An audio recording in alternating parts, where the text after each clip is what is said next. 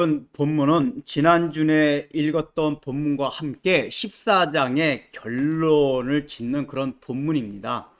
제가 이제 그것을 함께 안 들었던 것은 설교 시간 관계상 한꺼번에 다 다룰 수가 없어서 편의상 이제 나눠서 설교하는 거긴 하지만은 내용상을 보면은 같이 연결되어서 14장의 결론을 짓는 부분이라는 것을 전제로 하고서 감안하고서 오늘 본문을 이제 들어갑니다. 그래서 지난주 본문과 같이 이 본문도 14장 결론 부분이기 때문에 지난주에 다루었던 말씀을 잠깐 짚고 이제 넘어가는 것이 필요합니다. 지난주에 다뤘던 것이 무엇이었습니까? 예수님께서는 제자들에게, 그러니까 이제 예수님이 떠나가실 거기 때문에 그것을 어느 정도 감지하고 불안해하고 근심 걱정에 눌려있던 제자들에게 그 근심 걱정을 덜어주시고자 쭉 여러 가지 내용을 말씀하시고 마지막에 이제 내가 너에게 주는 것은 떠나지만 오히려 평안을 준다. 그래서 그 평안이라는 건 너희들이 갖고자 했던 세상적인 평안이 아니라, 세상이 추구하는 평안이 아니라 내가 가졌던 평안, 즉 십자가 지는 것을 앞에 두고도 동요되지 않는 그 예수님의 평안을 사실은 너에게 주시고자 하는 것이다라는 것을 말씀드리면서, 그러한 참 평안을 갖기 위해서는 주님이 그 평안을 가지기 위해서 가지셨던 그 마음과 행적들, 또 그것을 가능케 하기 위해서 들어야 될 성령의 음성, 어떻게 하면 성령의 음성을 잘 들을 것인가, 이거에 대해서 우리가 이제 살펴보았습니다. 그래서 이제 오늘 본문은 예수님께서 이렇게 말씀을 하시고 나서 그 말씀으로 뭔가 미진하셨던 거예요. 그래서 내가 너희 곁을 떠난다 해도 불안해할 필요가 없다는 것을 더 강조하시면서 뭐라고 말씀하시냐면은, 평안한 정도에 그치는 것이 아니라 사실은 내가 떠나가는 것이 너희로 하여금 지금 있는 나와 함께 있을 때보다도 더 큰 기쁨을 주기 위해서 내가 떠나가는 것이다 라는 말씀을 해 주시는 것이 이제 오늘의 본문입니다. 그래서 바로 내가 너희들에게 주고자 하는, 내가 떠남으로써 너희에게 궁극적으로 주고자 했던 그 기쁨의 세계를 우리가 이제 이 자리에서 벌떡 일어나서 함께 가자, 이런 것으로 마지막 결론을 맺음으로써 이제 14장이 마무리가 됩니다. 그래서 오늘 이제 14장 이제 28절부터 하나 살펴보면서 예수님께서 강조하셨던 걸 통해서 우리에게 주는 메시지가 무엇인지를 더 깊이 이제 살펴보고자 합니다. 예수님께서 이제 28절에 무슨 말씀을 하시냐 하면은, 여기서 이제 내가 갔다가 너에게로 온다 하는 말을 너희가 들었느니, 그러니까 내가 가는 게 영원히 가는 게 아니다, 그 얘기입니다.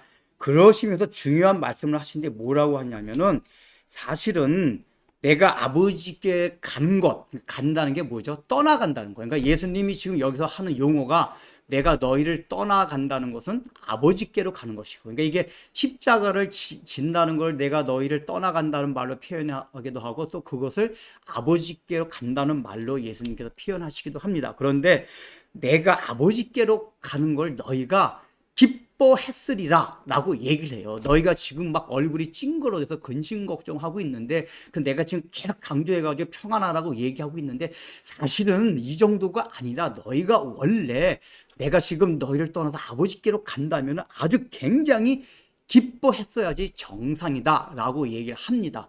그러면서 그 기뻐하게 되는 전제와 근거를 그 앞에서 뭐라고 말씀하시냐 하면은, 나를 사랑하였더라면 내가 아버지께 감을 기뻐하였으리라, 그 얘기예요. 그러니까 이 얘기는, 얘들아, 너희가 지금 나를 사랑한다고 했잖아. 근데 사실은 너희가 정말 나를 사랑하였더라면은 지금 너희가 내가 떠나는 것에 대해서 전혀 근심 걱정하는 게 아니라 오히려 지금보다 더 기뻐하게 돼 있어 라고 얘기하고 있다는 얘기예요. 이 얘기는 무엇을 의미하냐면은, 제자들이 그러면 주님을 사랑하지 않았습니까? 분명히 제자들은 주님을 사랑했어요. 예수님께서는 그걸 잘 알고 계십니다. 그러나 주님께서 이렇게 말씀하시는 건 뭐냐? 너희가 나를 지금 사랑하고는 있지만은 그 사랑이 아직은 미성숙한 사랑이다. 나에 대한 온전한 사랑이 아니단 얘기예요.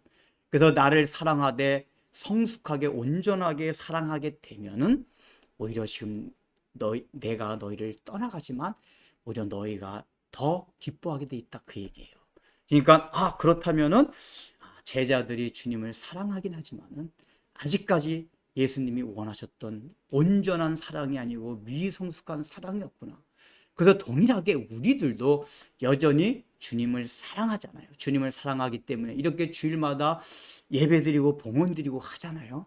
그 마음 중심 가운데 우리 가운데 허물이 있어도 늘 중심 가운데 그래도 주님을 향한 신앙 고백들이 있잖아요. 우리 주님도 그걸 잘 아신단 말이에요. 그런데도 불구하고 우리 마음 가운데 기뻐하는 건 고사하고 평안도 없고 또 우리도 제자들과 같이 이렇게 주님이 우리를 떠난 것과 같은 그런 상황과 환경 속에서 눌려서 근심 걱정하고 전전긍긍하고 살아가고 있잖아요. 그런데 우리 주님께서 그런 우리들 향해서 하신 말씀이 그거예요. 얘들아, 너희들이 나를 사랑하는 거 내가 알아. 그러나 그 사랑은 아직도 부족해. 미성숙해.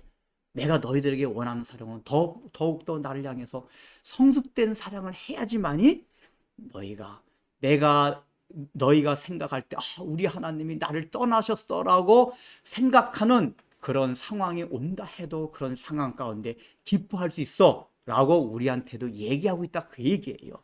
그러면은 이 제자들이 지금 놓쳤던 사랑이 어떤 거냐 그 얘기예요. 첫 번째는 뭐냐, 제자들은 지금 예수님을 사랑하긴 했는데 어떤 사랑이냐 하면은 베푸는 사랑이 아니라 소유하는 사랑이에요. 이거는 제자들뿐만이 아니라 인간이 갖는 근본적인 사랑이 다 거기 있어요. 인간은 사랑이라는 건 사실 좋은 속성이거든요. 근데 누군가를 사랑을 해도 인간이 가진 기본적인 죄의 속성상 자기중심적인 그 사고와 마음가짐이 있단 말이에요. 그래서 좋은 속성인 사랑을 한다 해도 자기 중심적으로 사랑을 할 수밖에 없어요. 그래서 그런 자기 중심적인 사랑에 표현되는 양식이 뭐냐 하면 소유하는 사랑이에요. 그래서 우리가 연인 간의 사랑을 해도 그 사랑 자체는 좋은 건데 처음에는 어떤 식으로 사랑하면 소유하려고 합니다. 그래서 집착을 하려고 해요. 그러나 원래 진정한 사랑은 어떤 사랑이 진정한 사랑이냐, 우리가 상대방을 사랑하게 되면은 내가 그 사람을 소유하는 데서 기쁨과 행복을 누리는 것이 아니라 내가 사랑하고 있는 그 상대방이 원하는 것을 내가 해줌으로써 이건 베푸는 사랑이에요. 그러니까 자기중심적인 사랑이 아니라 타자중심적인 사랑입니다. 이렇게 타자중심적인 사고방식으로 바뀌어서 또 사랑을 해야지만이 그것이 베푼 사랑이 되고 상대방의 입장에서 그 사람을 사랑하게 된단 말이에요. 그러면은 소유하고 집착하는 사랑이 아니라 그 사람이 나의 소유가 아니라 나에게서 떠나간다 해도 그 사람이 행복하다면, 그 사람이 즐겁고 기쁘다면 내가 기꺼이 그것을 감당하고 그것을 나의 기쁨으로 여기겠다 하는 것이 베푸는 사랑이란 말이에요. 우리가 보통 이제 스토커들을 얘기 들어보면 그런 얘기들 하잖아요. 내가 그 여자를 너무 사랑해가지고 난 그 여자를 계속해서 쫓아다녔더라고 변명 아닌 변명을 합니다. 그 남자 깐에는 자기가 그 여자를 정말 사랑해서 그런 거라고 생각을 해요. 그러나 그 여자 입장은 그 남자가 너무 싫어요. 자긴 좋아하지 않아요. 그러면은 그 남자가 그 상대방 여자를 너무 사랑했다면 나는 너무 이 여자에게 좋은 감정이 있지만 상대방은 나를 좋아하지 않는구나. 그래서 내가 저 여자를 정말 사랑한다면 저 여자가 날 좋아하지 않는 감정을 인정하고, 왜냐하면 그 여자는 나를 좋아하지 않기 때문에 내가 다가서는 걸 싫어하고 불행하단 말이에요. 그러면 저 여자가 기뻐할 것이 무엇인가? 그건 내가 저 여자에서 물러나는 것이다. 이렇게 생각하는 것이 소유하는 사랑이 아니라 베푸는 사랑이란 말이에요. 그래서 그 여자가 싫어한다면은 보내줘야지 그게 진정한 사랑이다. 그러니까 우리는 대부분이 그런 사랑에 머물러가 있어요. 그러니까 제자들도 예수님을 사랑하긴 했지만은 기본적인 그 마음 가운데 있는 게 뭐냐? 자기 중심적인 죄성 가운데 있는 사랑을 했다 그 얘기예요. 예수님을 사랑한 건 좋은데. 그래서 자기 중심적인 사랑을 해서 나타난 이 표현된 이 나타난 양상들이 무엇이냐 하면은 굉장히 현실적으로 예수님을 사랑함으로써 예수님을 사랑한 증거가 무엇이죠? 제자들이 아비와 직과 자기 직업을 다 버리고 예수님을 따랐어요. 적어도 지금 이 자리에 있는 11 제자들은 그냥 사랑한 게 아니라 자기의 모든 소유들을 다 버리고 가정까지도 버리고 예수님을 따라서 제자가 되었던 사람이란 말이에요. 그러니까 얼마나 예수님을 사랑한 거예요. 그런데 그렇게 사랑하긴 했지만 그 중심 가운데 있는 게 뭐였죠? 우리가 공관복음과 요한복음을 해서 계속 살폈던 게 뭐냐면 제자들의 마음속엔 예수님을 사랑했지만 이제 그 마음 가운데 있는 게 뭐냐면 예수님을 통해서 얻게 될 메시아 왕국에서의 영광, 즉 그것도 뭐죠? 결국 다 버리긴 버렸지만 예수님을 사랑하는 걸 통해서 자기가 얻게 될 영광, 여기에 초점이 맞춰져 있었단 말이에요. 이게 결국은 자기 중심적인 사고가 예수님을 사랑하는 걸 통해서 나타난 양상들이 그렇단 말이에요. 그래서 제자들이 계속해서 불협화음이 생기는 거예요. 예수님과.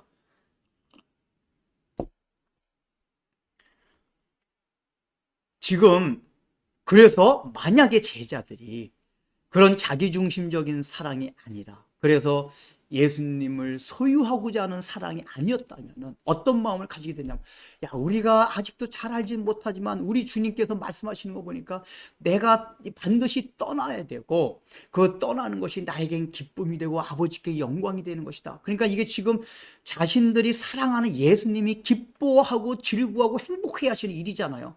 그러면 지금 그것이 자기네들에게는 이해가 안 되고 자기들은 당장 주님이 떠나면 너무 싫지만은 그럼에도 불구하고 그것을 받아들이고 알겠습니다.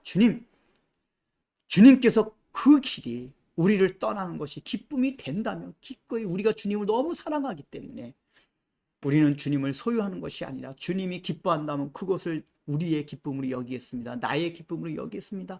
하면서 주님을 보내주는 거, 기쁨으로 즐거운 마음으로 보내주는 게 예수님을 진정으로 사랑하는 것이다. 그 얘기예요. 그러니까 여기서 첫 번째 나를 사랑하였더라면 할 때 그 사랑의 첫 번째 그 의미가 뭐냐? 제자들은 예수님께 베푸는 사랑이 아니라 여전히 예수님을 소유하고자 하는 자기 중심적인 사랑을 하고 있었다. 그 얘기입니다. 그 다음에 두 번째 여기 사랑은 무슨 얘기냐? 사랑이라는 거는 상대방에 대한 대상에 대한 지식이 참된 지식이 있을 때 온전한 사랑에 이를 수 있다. 이걸 지금 주님께서 말씀해 주고 있습니다. 우리가 이제 누군가를 사랑하는데 그 사람에 대한 지식이 없으면은 그러니까 그걸 감정적인 사랑이라고 하잖아요.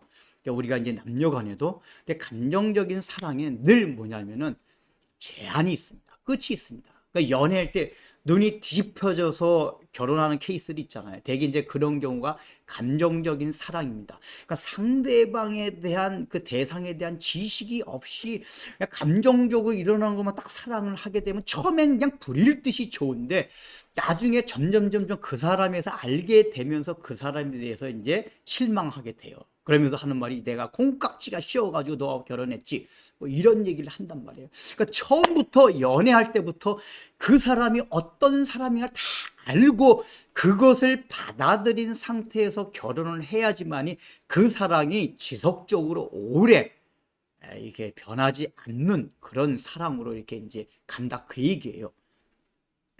그 얘기 뭐냐? 우리가 남녀 간의 사랑도 상대방에 대한 지식이 있을 때 그 사랑이 온전한 사랑이 되듯이 지금 제자들이 예수님을 사랑을 했는데 예수님에 대한 지식이 온전하지 않은 상태에서 사랑을 하게 됐다. 그 얘기예요. 그러니까 이제 예수님에 대한 지식이 불완전했다. 그 얘기예요. 기껏해야 제자들이 예수님을 알았던 것은 3년 동안에 보여준 그 행적들, 이제 그런 걸 통해서 예수님을 알게 된 부분들이 있어요. 이제 그걸 통해서 예수님을 알게 됐지만은 아직까지 모자라요. 실제적으로 예수님께서 제자들에게 알려주시고자 했던 내가 누군지 아니? 정체성을 알려주시고자 했던 거는 아직까지 3년간 공생에서 보여주지 못한 이제부터 있게 될 십자가의 고난과 죽으심과 부활, 사실은 이거를 제자들에게 가장 알려주고 싶었고, 제자들이 반드시 우리들이 알아야만 될 예수님에 대한 지식 정체성은 바로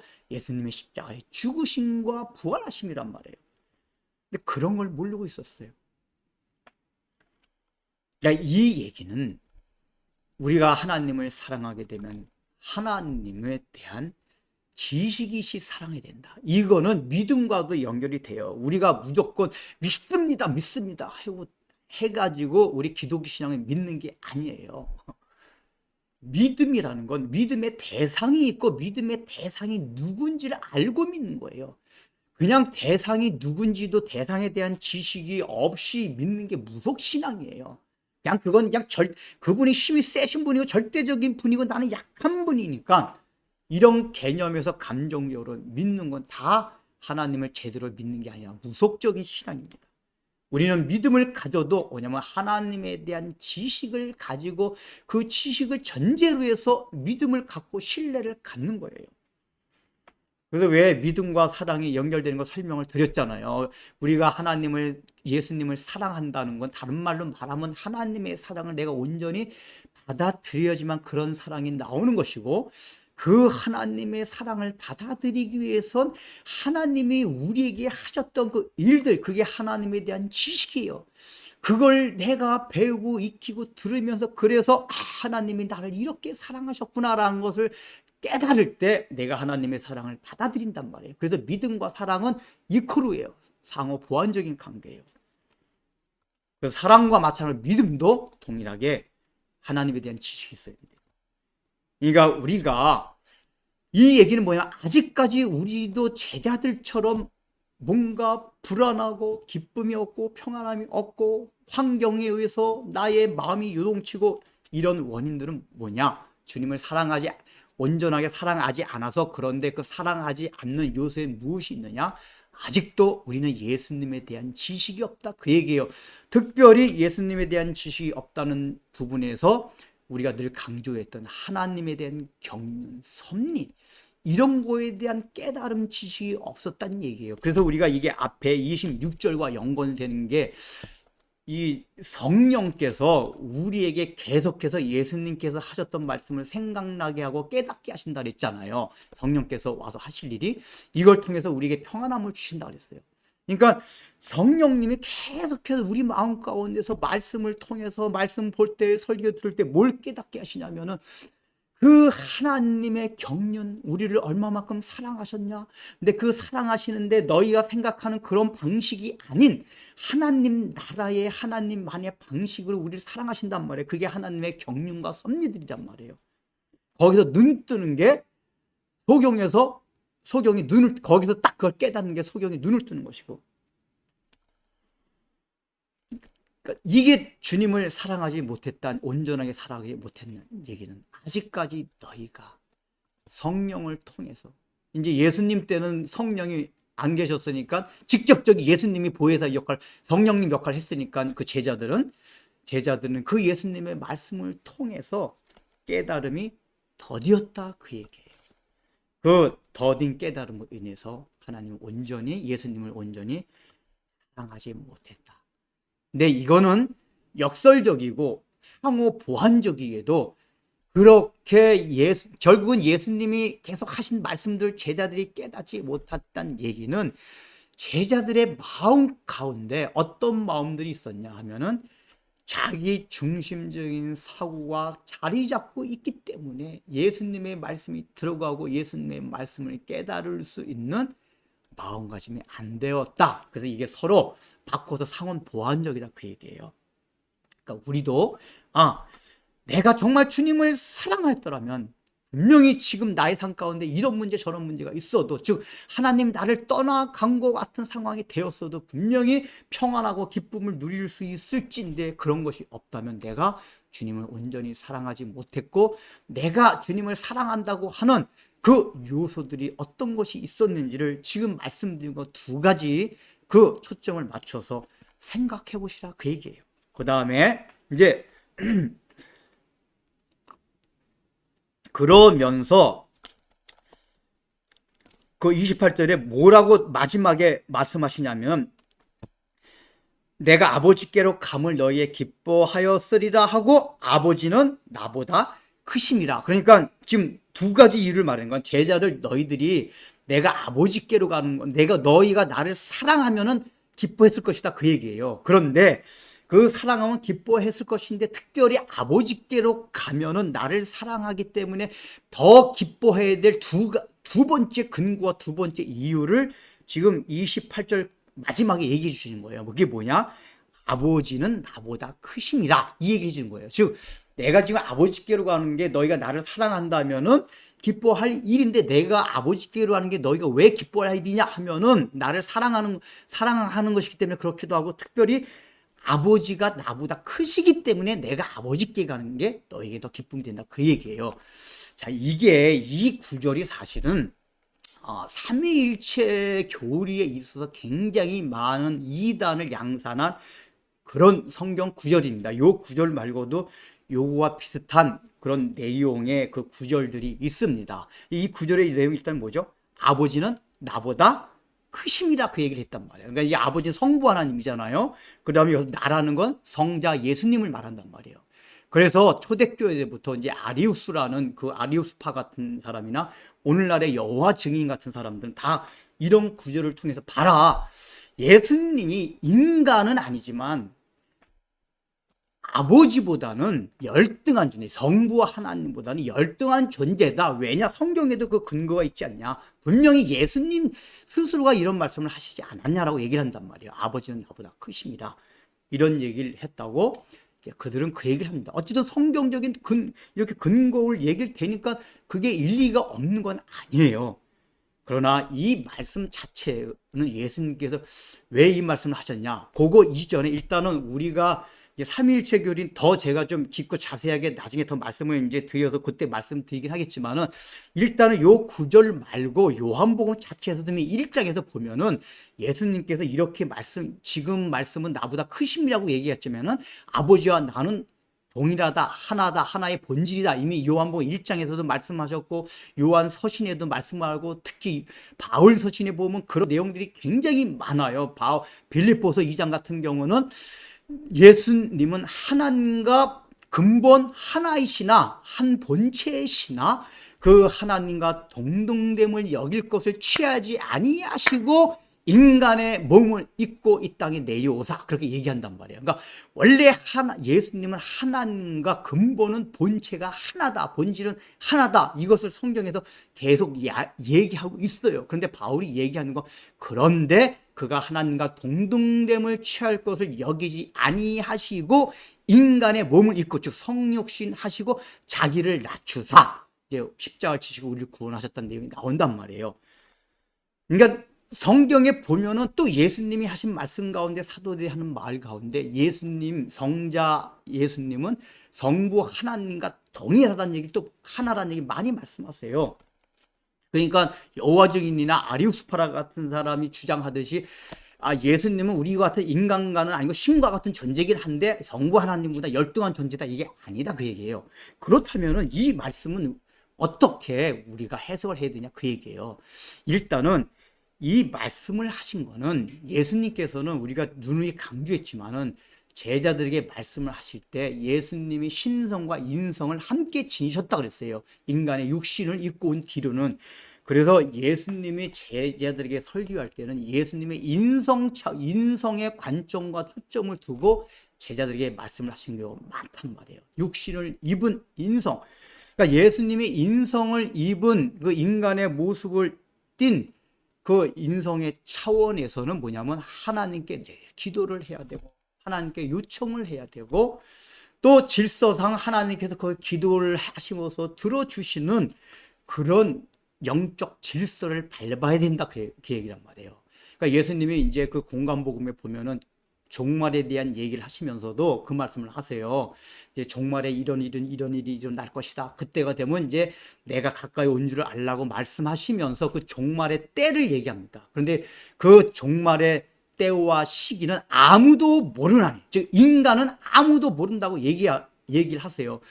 그래 인간뿐만 아니라 모든 피조물들은 아무도 모른다고 얘기를 해요. 그래서 하늘의 천사들도 천사는 인간은 아니에요. 그러나 피조물이에요. 하늘의 천사들도. 근데 그 다음에 아들도 모르나니 오직 아버지만 아시느니라 그래요. 이거 보면 그러면 마지막 그 예수님께서 재림하실 종말의 때가 예수님도 모르신다는 얘기인가라 우리가 들릴 수가 있어요. 근데 그런 얘기가 다 뭐냐면 실제로 예수님이 모르시는 게 아니에요. 예수님은 인성도 지니셨지만 신성을 지니신 분이기 때문에 아버지와 하나였기 때문에 창세 전에 이미 인간의 구원을 위해서 예수님께서 성육신하신 것을 다 의논하셔서 성부 하나님이 결정하시고 성자 하나님께서 제가 그렇게 내려가겠습니다라고 순종하시고 그 종말의 때에 대한 것을 다 성부 하나님과 의논하시고 결정하셨단 말이에요. 모르실 리가 없단 말이에요. 그런데 아들도 모른다고 표현한 건 뭐냐? 그 인성의 차원에서 육신을 입은 거기에 초점을 두고 얘기하신 거란 말이에요.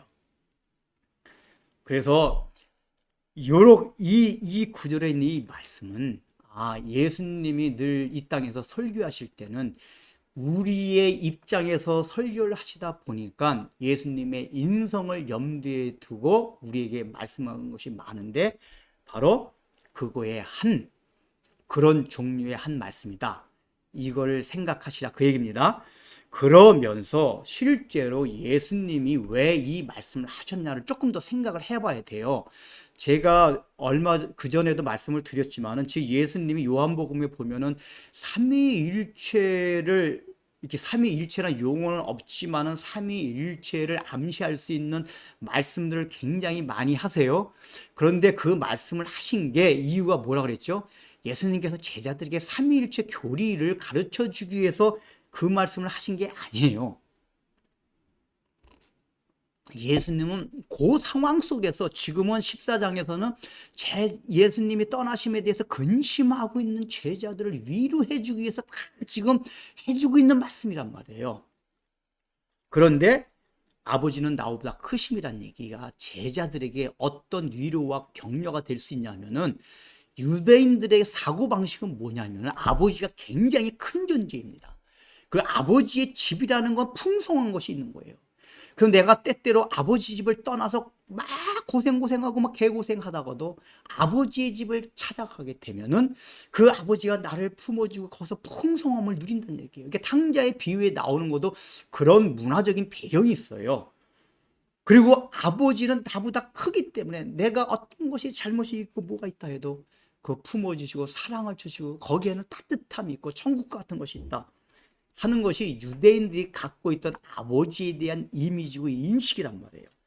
그런 문화적인 배경 속에서 지금 내가 떠난다고 근심하고 걱정하지만 지금 나는 아버지한테 가는 거야. 근데 그 아버지는 너희가 지금 나도 굉장히 신뢰하고 저기 하잖아. 근데 지금 내가 아버지께 너희가 그렇게 생각했던 아버지 집 있잖아. 근데 지금 너희가 나도 크다고 생각하지만은 나보다도 더 크신 아버지께 내가 가는 거야. 그렇다면은 너희들이 아버지 집에 가면 나오는 결과가 있잖아. 당연한 결과들. 너희가 그거 다 알고 있잖아.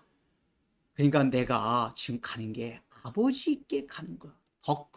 나보다 더 큰 아버지께 가는 거기 때문에 결과는 뻔하단 말이야.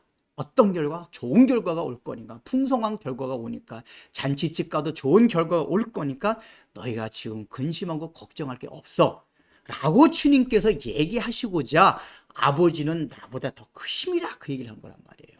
이게 지금 그 아버지란 이미지를 제자들에게 주기 위해서. 그래서 이 성경 구절을 그렇게 삼일체 성부 하나, 성자 하나님은 성부 하나님 열등한 분이다. 이게 아니에요.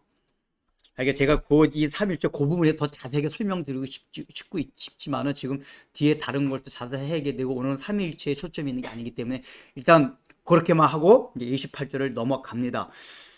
그러면서 이제 29절에 보면은 일이 있기 전에 너희에게 말한 것은 일이 일어날 때 너희를 믿게 하려 합니다. 이 얘기는 뭐죠? 예수님이 이 말씀을 딱 해주시면서 아직까지도 제자들이 이 말씀을 받아들이지 않을 걸 알고 계세요. 왜냐하면 예수님은 지금 또 신성을 지니시기 때문에 제자들의 마음을 꿰뚫고 계시잖아요. 제자들이 설교를 받아들이지 못하고 전혀 깨닫지 못하고 있는 걸 알고 계셨어요. 근데 그럼에도 깨닫지도 못하고 받아들이지 않는데 계속해서 예수님은 잔소리하듯이 계속 설교를 해요. 이게 이제 첫 번째 예수님의 안쓰러운 마음이 있어요. 두 번째 뭐냐면은 지금 말씀해 주시는 거예요. 이렇게 내가 말해 주는 거는 너희가 나중에 실제로 이제 이런 내가 십자가에 못 박혀 죽었다가 부활하고 승천하고 이런 사건을 맞이하게 되면 그때 우리 주님께서 마지막 날 밤에 해주신 말씀도 있지 않냐, 이걸 통해서 성령께서 그 마음을 다 깨우쳐 주실 때 이 말씀이었구나. 즉 예수님의 마음은 하나라도 그때 가서도 너희가 더 잘 깨닫게 하기 위해서 자꾸만 이 말하고 저 말하고 똑같은 내용인데 이렇게 말씀하고 저렇게 말씀하고 계속 말씀하신다, 그 얘기예요.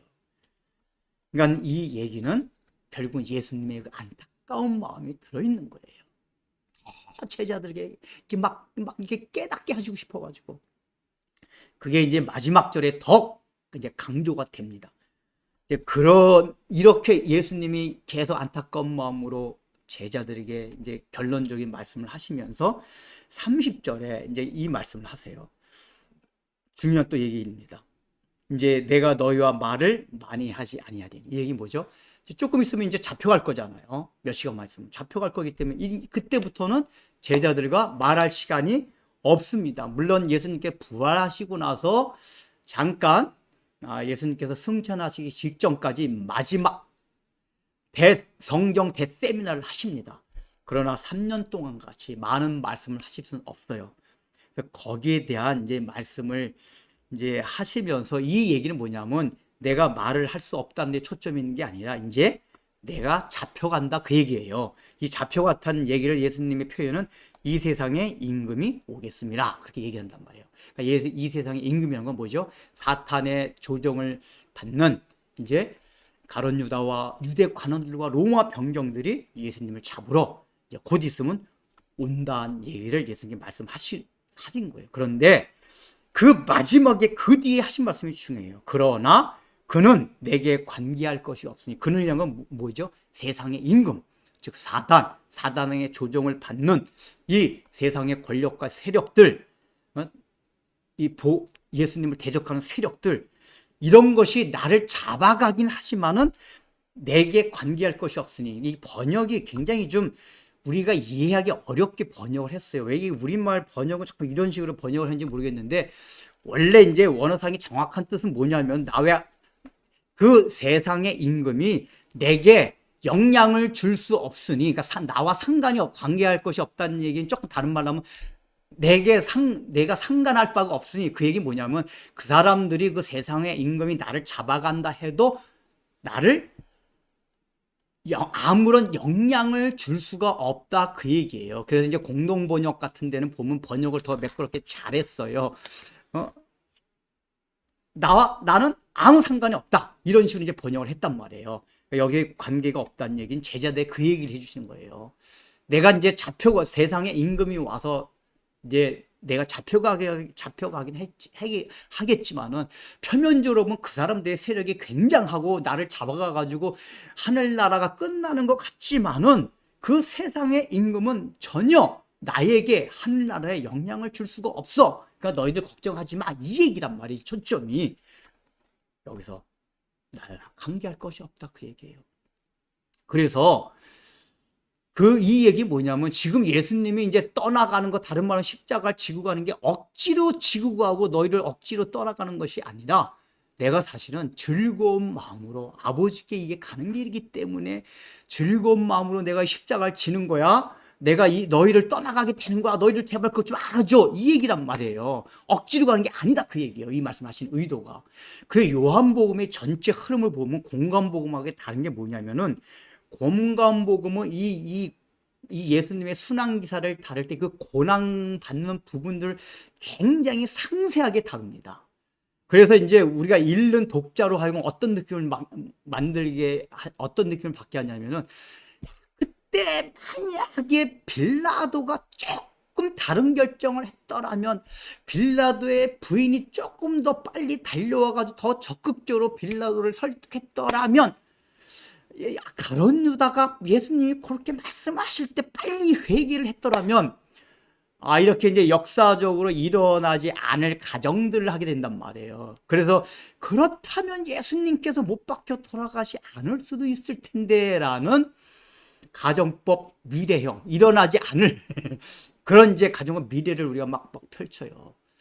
그 얘기는 뭐냐면은, 이 공간복음 되게 뭐냐면, 이게 예수님의 그 순환이 약간 이게 수동태적인 이게 느낌을 받게 이렇게 기록이 돼 있어요. 근데 요한복음은 그런 이 순환에 대한 기사도 자세한 게 없어요.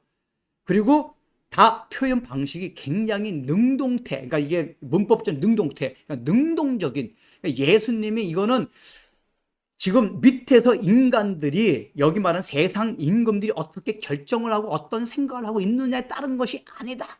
지금 내가 너희를 떠나는 거 십자가를 지고 간 건 이미 창세전부터 아버지와 나와 성령 하나님 간에 이미 다 계획되고 결정된 것이다. 그래서 이것은 내가 억지로 이 길을 가는 것이 아니라 즐거운 마음으로 기쁨으로 능동적으로 지금 이 길을 간다. 너희를 떠나는 것이다. 예수님이 지금 이걸 제자들에게 강조해주고 있단 말이에요. 이걸. 그래서 이 30절에 하신 말씀이 그거예요. 세상은 관계할 게 없다는 거. 세상이 그러니까 나를 잡으려고 해서 잡는 게 아니라, 가룟 유다가 나를 팔려고 해서 나에게 팔리는 게 아니고, 그들은 각자 자기 생각대로 하고 있지만은 사실은 그거에 영향받아서 이 일이 이루어지는 게 아니다. 그 얘기예요. 이거는 영원 전부터 계셨던 하나님의 경륜과 섭리 아래서 일어나는 것이다. 세상 임금의 사단의 생각에 영향을 받는 것이 아니다. 그 얘기입니다. 이 얘기는 다른 말로 하면 우리에게 오는 모든 고난과 십자가도 그렇다는 얘기예요. 우리는 싫지만은, 그래서 우리는 억지로 치고 오겠지만은, 우리가 하나님의 섭리와 경륜을 깨닫게 되면, 그 예수님을 더 사랑하게 되면, 우리가 거기에 대해서 능동적으로 억지로 십자가를 지고 가는 것이 아니야. 야, 이게 아버지께 가는 길이구나. 나보다 더 크신 아버지께 가는 길이구나. 이걸 깨닫고 기쁨으로 그것을 감당하며 우리 마음 가운데도 요동치 않는 평안함이 생길 수 있다, 이 얘기예요.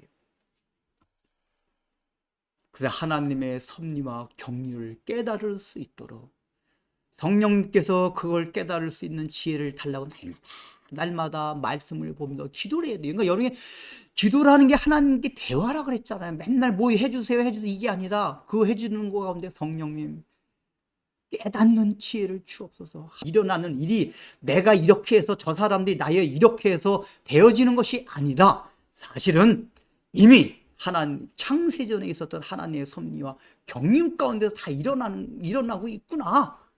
그래서 그런 사건들이 별거 아니게 우리가 수동적으로 대응을 하는 것이 아니라 능동적으로 대응을 할 수 있다, 그 얘기입니다.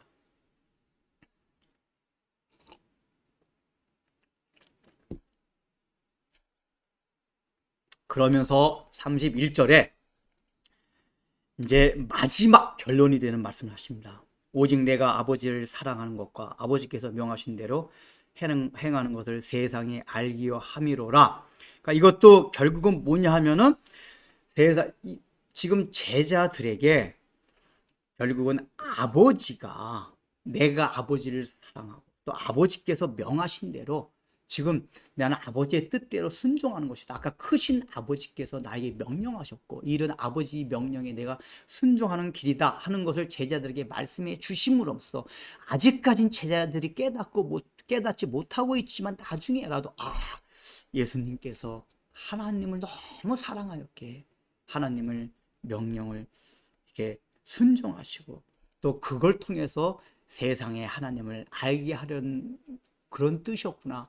그런 이제 말씀을 하시는 거고, 결국 이게 제자들에게 힘을 주시기 위해서 하는 말씀이란 말이에요. 그러니까 이게 지금 오늘 28절에서부터 여기 30절까지도 계속해서 뭐냐 하면, 예수님이 비슷비슷한 말씀을 약간 표현을 다르긴 했지만은, 제자들이 결국은 힘을 얻게 하기 위해서, 그러니까 예수님의 떠나심에 대해서 능동적으로 잘 받아들일 수 있도록 이런 말씀을 하신 거란 말이에요. 그러면서 마지막 31절에 딱 마지막에 거기 활용 정점을 딱 찍는 거예요. 뭐냐? 일어나라, 여기를 떠나자 하시니라. 우리는 이제 그냥 성경 읽을 때 그냥 이거를 그냥 단순한 뭐 이렇게 얘기로 치부하고 그냥 넘어갈 수가 있습니다. 그런데 예수님께서 하신 일어나라 여기를 떠나자 이 말씀을 이게 단순한 말씀으로 여길 수 없는 이유가 있어요. 이제 첫 번째는 뭐냐면은 자, 일어나라 여기를 떠나자. 그럼 우리 이제 여기 물리적인 공간이 여기 어디였죠? 예루살렘 성 안에 있는 어느 다락방이었단 말이에요. 여기서 예수님께서 식사하시고 제자들 발도 씻어주시고 설교도 하셨단 말이에요.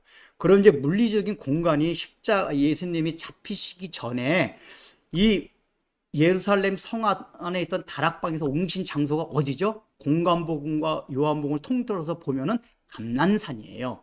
그러니까 이제 감난산에선 예수님 설교가 있었던 게 아니라 제자들과 함께 마지막 이제 십자가의 죽음을 앞두고 결전을 앞두고 마지막 기도를 하신 게 감난산이었어요. 그러니까 장소적인 이동이라면 여기서 떠나게 되면 이제 감난산으로 이제 가시는 거란 말이에요. 자, 그런데 그럼 우리가 이제 성경을 보게 되면은 이 여기를 떠나자 하고서 그 뒤에 어떤 내용이 나와야 되냐면은 감람산, 그러니까 장소를 이동하고 나서 여기를 떠나서 이동하게 된 그 감람산에서 감람산이 겟세마네 동산입니다. 똑같은 얘기예요.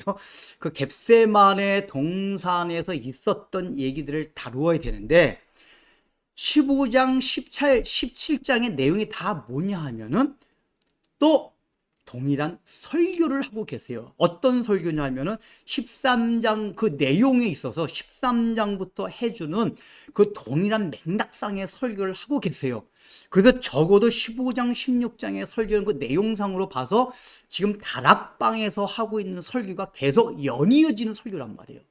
그러면 왜 예수님께서 그러니까 첫 번째 우리가 가져야 될 이제 의미는 뭐냐면, 예수님께서 왜 일어나라 여기를 떠나자 이 말씀을 15장, 16장 말씀을 다 하시고 나서 이제 내가 너에게 말을 다 했으니 설교 다 했으니 이제 일어나자 여기를 떠나자 이렇게 말씀을 하시지 않고 아직까지 우리가 설교가 덜 끝난 거예요.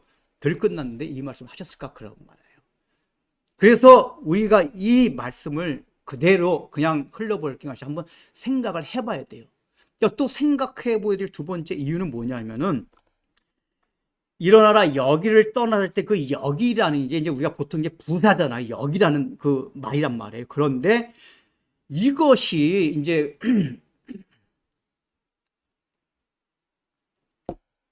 그 당시에 헬라어가 이 여기라는 단어를 쓸 때는 부사적인 의미로 여기란 그런 의미도 있었어요.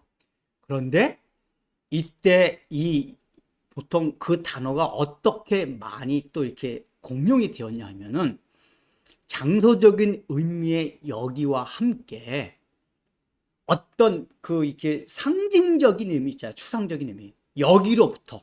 그러니까 지금으로부터 이곳에서부터 그러니까 표현상은 부사적인 장소를 나타낸 부사적인 용법이지만은 내용상에 있어서는 지금으로부터 이곳에서부터가 뭐냐면 내가 지금 갖고 있는 생각으로부터 내가 지금 하고 있는 행동으로부터 내가 지금 하고 있는 말로부터 그러니까 요 지금으로부터 이곳에서부터라는 이 표현 안에 담긴 게 부사적인 의미의 장소적인 의미만을 말하고서 그 단계 사람이 사용한 게 아니라 동시에 그 안에 들어있는 지금의 생각으로부터, 지금의 행동으로부터, 지금의 상태로부터, 지금 하고 있는 말로부터 이런 의미가 있었다 그 얘기예요. 이 엔투덴이라는 단어 자체가.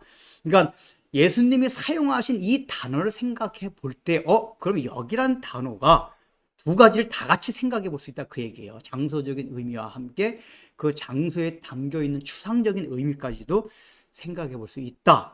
그래서 우리가 여기를 떠나자는 것을 단순하게 장소적인 의미로만 이렇게 받아들여서 그냥 넘어갈 수 없고 더 깊이 다뤄볼 이렇게 내용이다 그 얘기예요. 자, 그렇게 이제 우리가 생각을 해야 됩니다.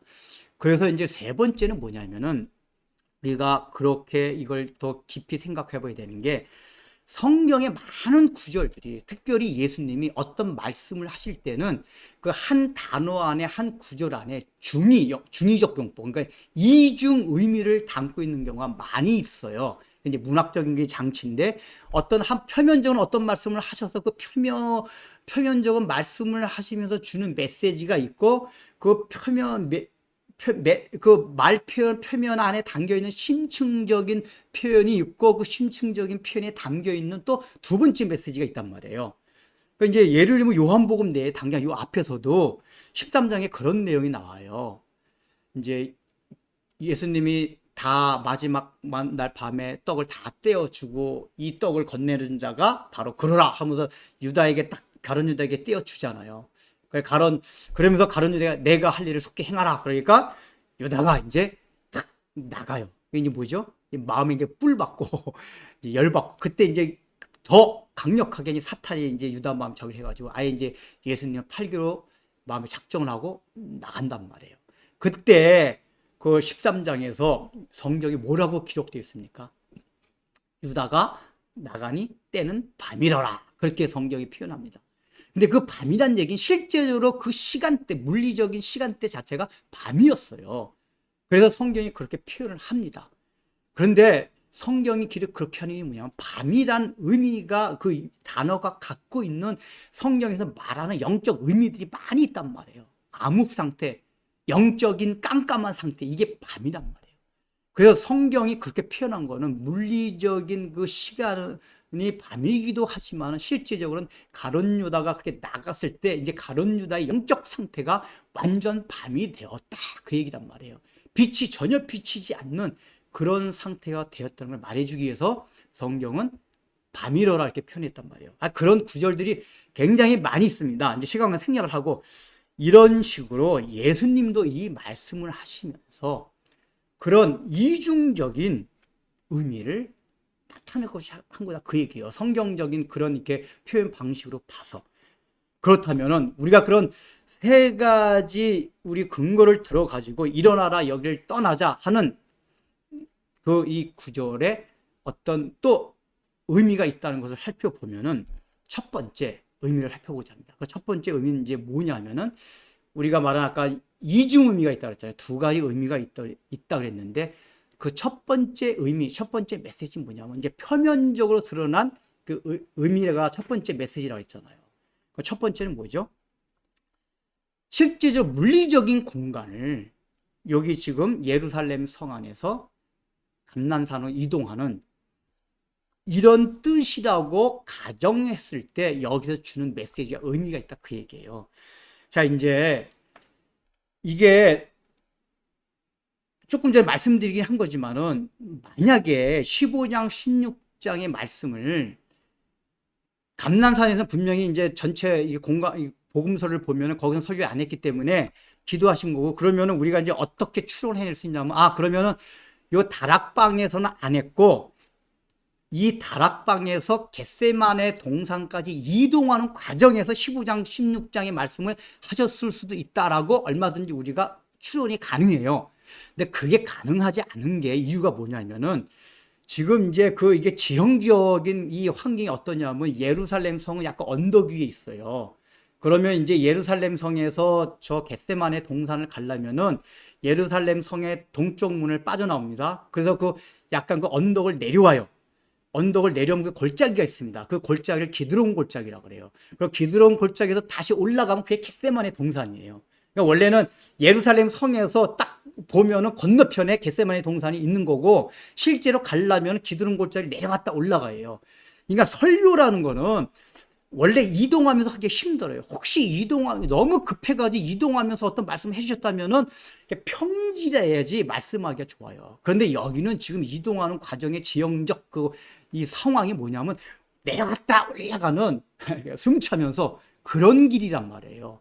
그런 길 속에서 이게 설교를 한다는 게 별로 그렇게 이제 일리가 있지 않다 그 얘기예요. 그래서 많은 학자들도 이 15장 16장의 말씀은 일어나라 여기를 떠나자 하셨지만은 이 15장 16장의 말씀은 지금 다락방 여기서 말씀을 해주신 거라고 대부분 이제 결론을 냅니다. 그 과정상에 해줄 수 없기 때문에. 그렇다면은 중요한 건 뭐냐면 왜 예수님께서 일어나라 여기를 떠나라 말씀하시고 나서 다시 15장 16장을 말씀해 주실까? 여러분 안 떠오르세요? 전 그게 확 금방 떠오르더라고요. 왜냐하면 우리가 지금 요한복음을 계속하면서 얘기했잖아요. 그리고 저는 설교자기 때문에 이런 말이 확 다가오는데, 제가 누누이 말씀했듯이 설교라는 게 똑같은 말인데 이게 마음이 안타깝고 답답하고 이 사람들이 이걸 깨닫지 못하는 걸 생각할 때 잔소리같이 계속해서 얘기하게 돼요. 그러니까 예수님이 지금 이 다락방 안에서 상황이 그거잖아요. 이제 예수님이 떠나시게 되면 다시는 제자들하고 말을 못해요. 그러니까 제자들한테 계속해서 얘들아 봐봐, 내가 떠나지만 근심 걱정하지 마. 그래서 이렇게 저렇게 설명해 주잖아요. 그래서 14장까지 일단은 일단락지으면서 한번 얘기를 해줬어요.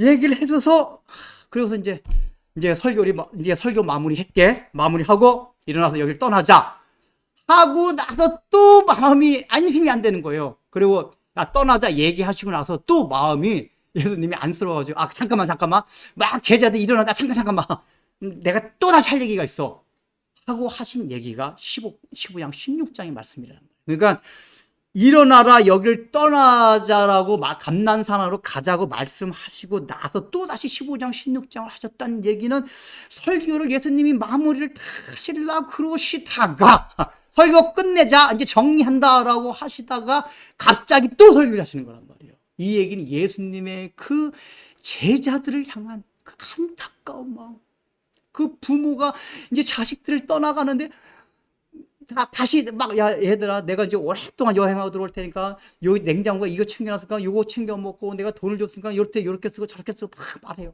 나가다가 이거 아이들이 장성을 하면 한마디만 딱 해드는데 아이들이 너무 어려요. 문 잠그다가 다시 들어와가 얘 봐봐 얘들아 아까 아빠 엄마가 해준 얘기 잊어보지 않았지? 뭐 냉장고 어디 뭐가 있다고 요건 김치 냉장고 막 또 가르쳐줘요. 잔소리 좀 하지 말라니까 애들은 막 그럴 거예요. 그러나 애들은 그렇지만 부모의 입장은 애들이 아직까지 어리다고 생각이 들면은 어린 상태면 계속 그 마음이 나와요. 근데 지금 예수님이 그거예요. 설교를 끝내려고 이제 하다가 또 마음이 애들아 잠깐 다시 앉아봐. 일어나지 마 잠깐 다시 앉아봐. 다시 너에게 해줄 말이 있어.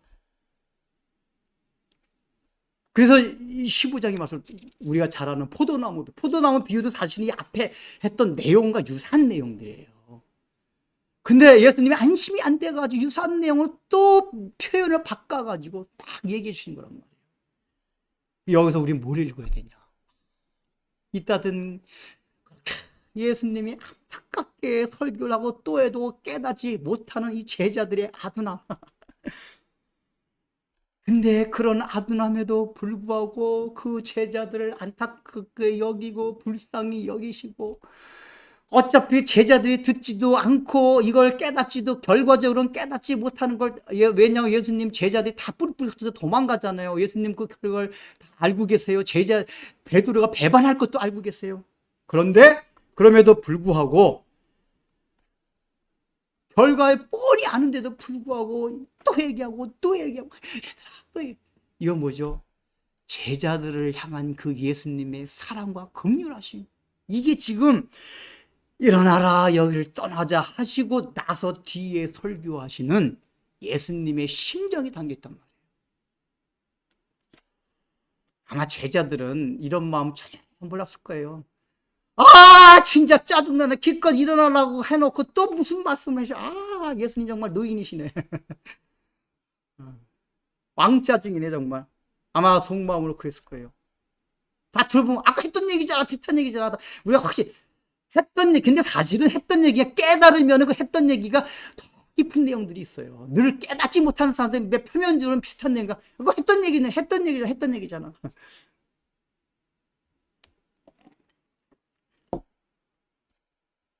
우리는 성경을 특히 요한복음을 참 어떻게 제가 보면 이게 잘 선택한 것 같아요. 저도 요한복음을 이렇게 전 설교자이기 때문에 더 깊이 연구하면서 받는 은혜가 뭐냐면 정말 예수님이 제자들이 이렇게까지 사랑하시고 긍휼히 여겼다는 게 그전에도 뭐 지식적으로 대강 알고 있었지만은 그 2000년 전에 제자들을 향하셨던 그 주님의 그 눈길 음성, 이게 더 이렇게 막 구체적으로 실제로 와닿아요. 제가 설교를 준비하면서 주님이 이렇게 제자들을 사랑하시고 아끼셨고 안타깝게 여기셨구나. 제가 위로를 받아요. 하나님의 마음을 더 알 것 같아요.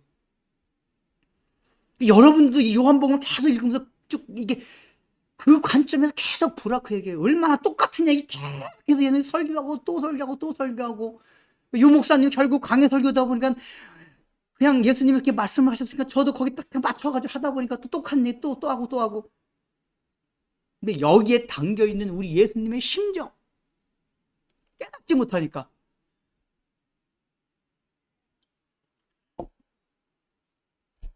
이에 지금 결정적으로 일어나라. 여길 떠나자. 이 말씀 안에 담겨 있는 거예요.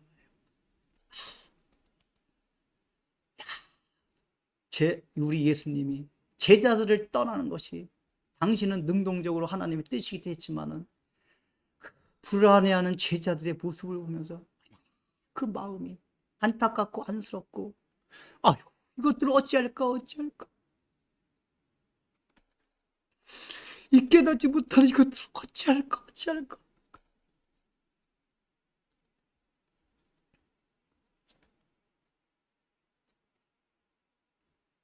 그 우리 주님의 심정이 오늘날 우리에게도 동일하단 말이에요.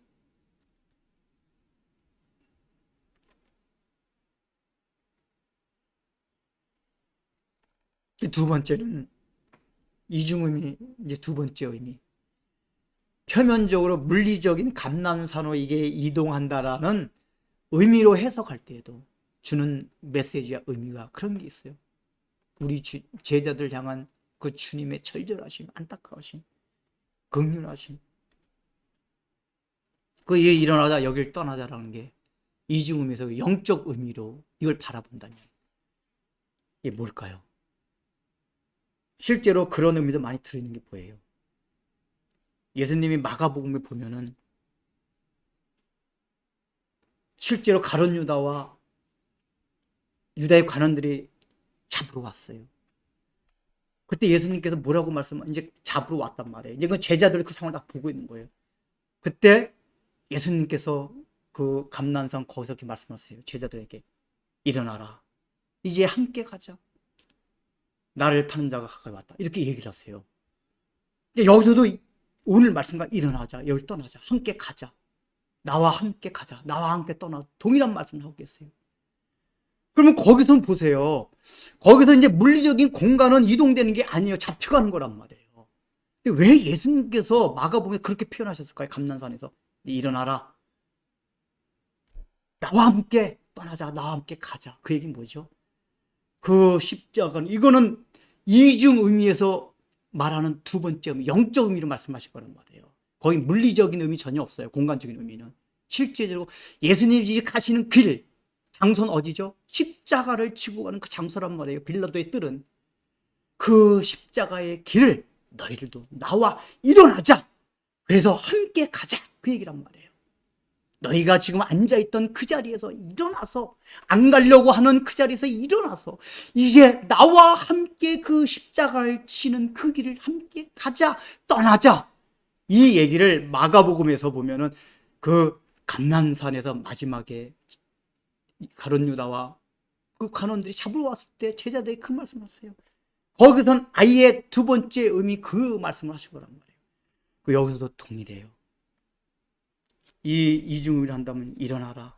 아까 단어의 뜻을 설명했듯이 지금 너희가 가진 마음의 상태로부터 너희가 가고 있는 그 생각으로부터 너희가 하고 있는 말로부터 일어나서 여기를 떠나자 그 얘기예요. 떠나서 어디로 가냐? 15장의 세계로 들어가자. 여기 이렇게 말씀하시고 나서 15장에서 포도나무 비유를 말씀하세요. 그러니까 이 얘기 뭐냐면 너희가 지금 생각하고 있는 거 나한테 말하고 있는 거 그게 다 하나님의 나라의 세계가 아니야. 이제 거기서 일어나서 나와 함께 떠나자 가자. 어디로? 15장의 그 세계로. 포도나무의 비유를 드는 너와 내가 하나가 되는 하나님과 연합이 되는 그 하나님의 나라의 세계로 가자. 이 얘기를 하시는 거란 말이에요. 이 두 번째 의미가. 여러분 이 말씀을 하시게 된 이 배경이 무엇이었습니까? 지금 여기로부터 해당되는 이 제자들의 상태가 어떤 상태였습니까? 우리는 쭉 살펴봤어요. 근데 지금 여기에 해당되는 제자들의 상태를 잘 알 수 있는 거는 지금 요 다락방에서 이 예수님께 제자들이 했던 질문을, 설교만 듣고 있으면 제자들이 뭔 생각을 하고 있는지 몰라요. 그러나 설교를 듣는 가운데 제자들이 질문을 했잖아요. 4명의 제자들이 질문을 했어요. 그러니까 설교를 듣다 그 질문하는 걸 보면, 아, 지금 제자들이 설교를 들으면서 어떤 생각을 하고 있구나 알 수가 있잖아요. 우리가 그걸 지금 13장부터 쭉 살펴봤어요. 기억나시나요? 베드로가 첫 번째 질문했잖아. 주여, 어디로 가시나이까? 그 다음에 또 뭐죠? 도마가 주님이 어디로 가시는지 우리 알지 못하나이다. 그 다음에 세 번째 빌립이 또 질문해요. 주여, 아버지를 우리에게 보여주소서. 그 네 번째 다데오 유다가 또 질문합니다. 어찌하여 우리에게는 나타나시고 저 세상에게 나타나지 아니하십니까?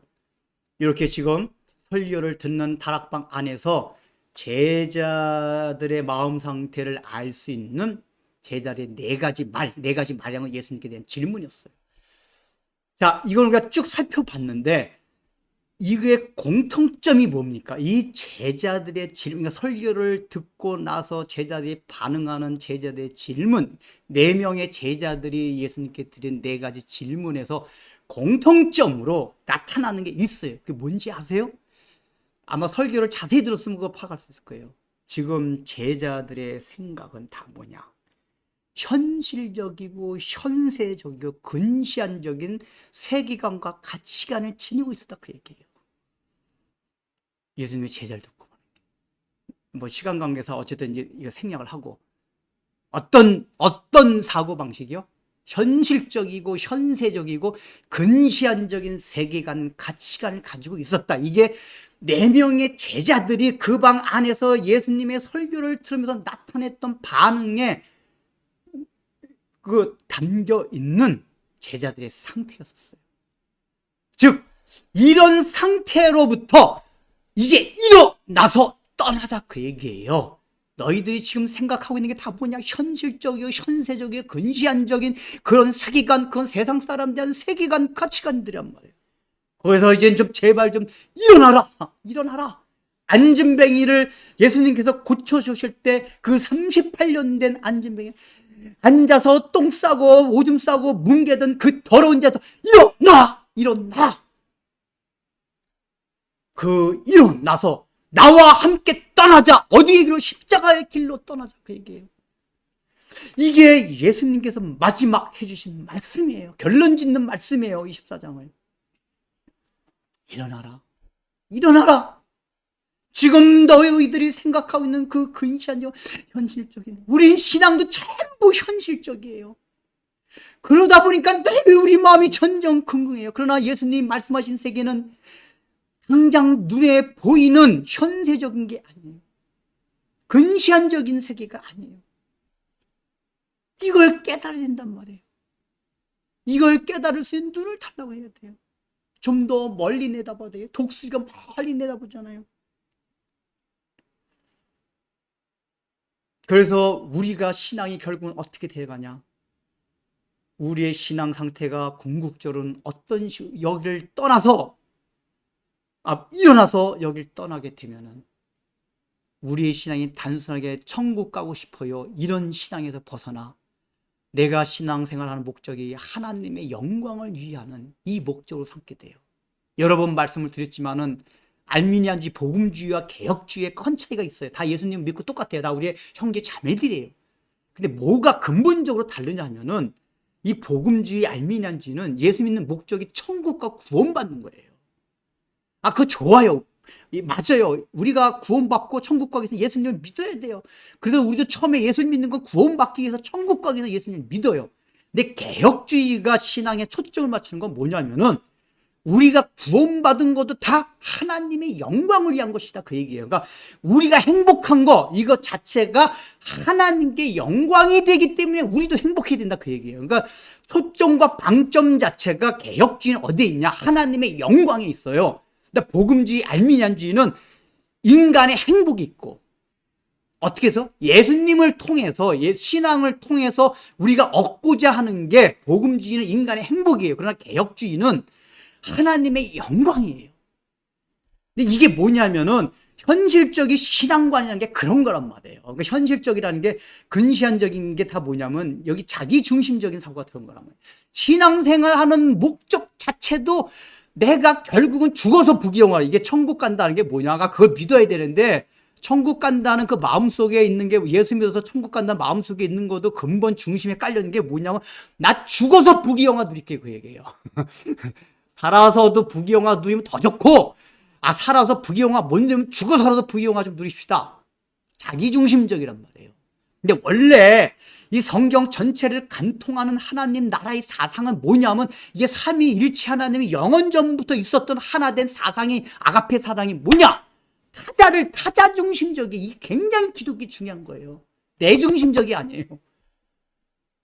그래서 우리가 이렇게 하나님, 내가 처음엔 내가 천국 가기 위해서, 내가 행복하기 위해서 예수를 믿었는데, 믿고 나 보니 하나님의 사랑을 깨닫고 나 보니 이제 내 마음이 내 중심, 자기 중심에서 벗어나 타자 중심, 하나님 중심으로 바뀌면서, 내가 신앙생활한 건 하나님의 영광이 되기 때문에, 그 하나님의 영광이 된다면 내가 이런 환경을 만나고 저런 환경을 만나고 지옥에 간다 할지라도 하나님의 영광이 된다면 나는 기뻐 그것을 감당하겠습니다.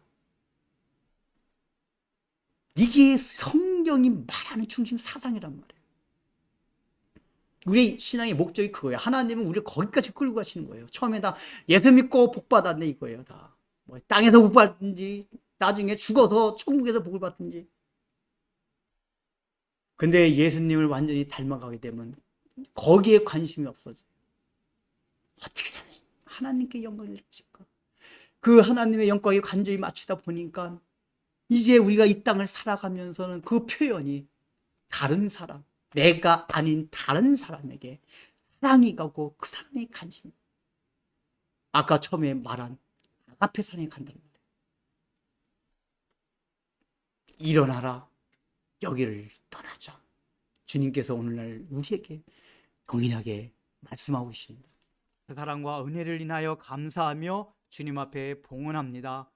우리가 먹고 살아가는 것이, 이 땅을 살아가는 것이, 그나마 우리가 행복하고 즐겁게 살아가는 것이 나에게 있는 것이 아니라 오직 전적 주님의 은혜임을, 주님께서 나온 근원에서 나온 것을 고백하는 마음으로 주께 봉헌하니, 이 마음을 주님께서 받아주셔서 우리가 살아가면서 늘 주님을 신뢰하게 하여 주시고, 그 신뢰함을 통하여 우리가 때로는 여러 가지 어려운 문제가 만난다 할지라도 그 문제에 상관없이 그것을 믿음으로 뚫고 나가며 결과적으로는 우리에게 아름다운 열매를 주시고, 또 그것을 통해 하나님의 은혜를 더욱더 깨달으며 하나님을 알아가는 지식이 날마다 더 자라나게 하여 주옵소서. 예수님의 이름으로 기도드립니다. 이제는 우리 구주 예수 그리스도의 무한하신 은혜와 하나님 아버지의 놀라우신 사랑과 성령님의 감동과 위로와 권면하심이 오늘 이 말씀을 듣고 아직까지 내가 모든 상황 가운데서 하나님이 나를 떠난 것과 같은 불안과 초조함과 근심 걱정 속에서 이제 주의 말씀을 듣고 나도 주님을 사랑함으로, 또 아직까지 내가 제자들과 같이 예수를 믿음에도 불구하고 세속적인 현실적인 자기중심적인 가치관으로 신앙생활을 했다면 이제 그 자리에서 벌떡 일어나 주님께서 가시고자 하는 아가페 사랑으로 결단하시고 행하셨던 저 십자가의 길을 단마음으로 가기를 소망하며, 그것을 통하여 잠깐은 고난이 있었지라도 부활의 영광과 주님께서 가지셨던 그 영원한 샬롬의 평화를 누리기를 소망하는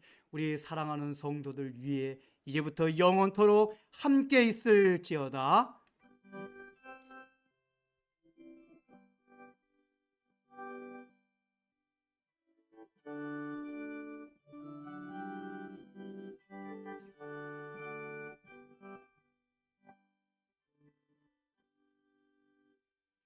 예, 예배 마쳤습니다. 평안한 한 주간 보내시기 바랍니다.